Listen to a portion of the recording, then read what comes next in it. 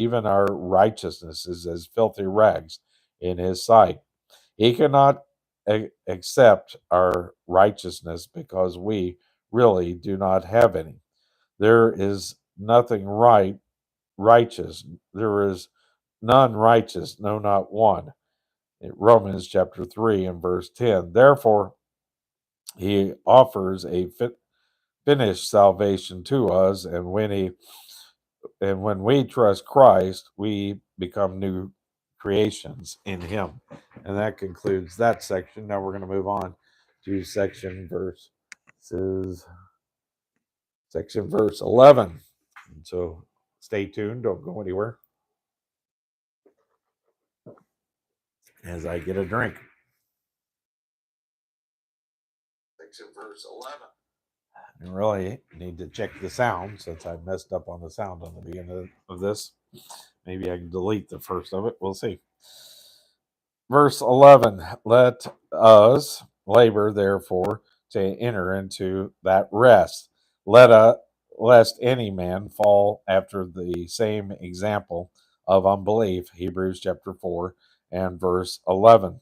I think the supreme sanctification that can come to a child of God is that he is in the will of God, doing the will of God, and trusting the just, resting in Him.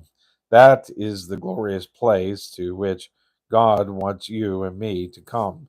Mary came to that place. He sat at Jesus' feet, while Martha was back yonder in the kitchen with those pots and pans.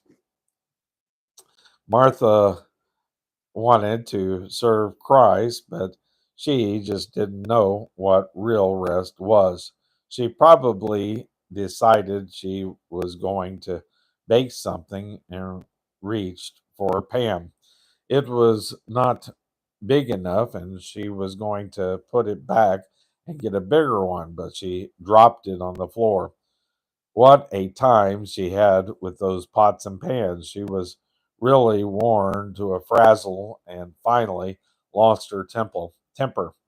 But Mary was just sitting at Jesus' feet doing nothing, so she had already done her work.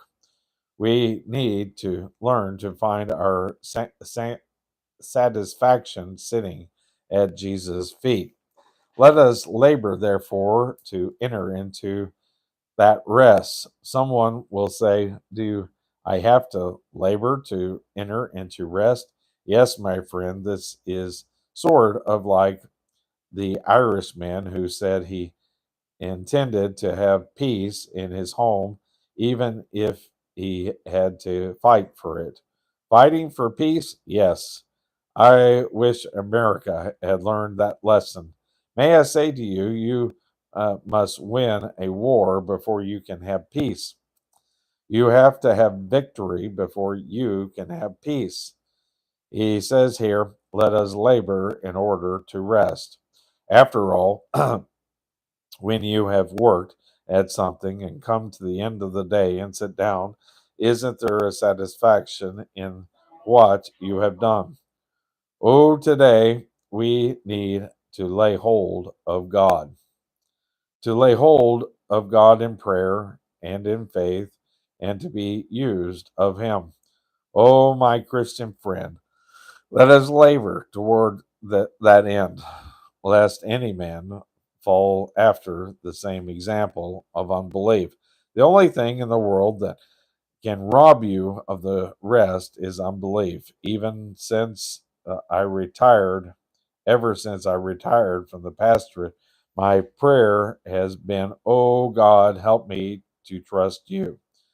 I was a pastor for 40 years, and very frankly, I look back and have to say that I had trusted him more. Many times I was so afraid and unbelieving. So today I want to simply lean back and trust him. How wonderful he is. He is wonderful, uh, worthy of our trust. And that concludes that section. Now we're going to move on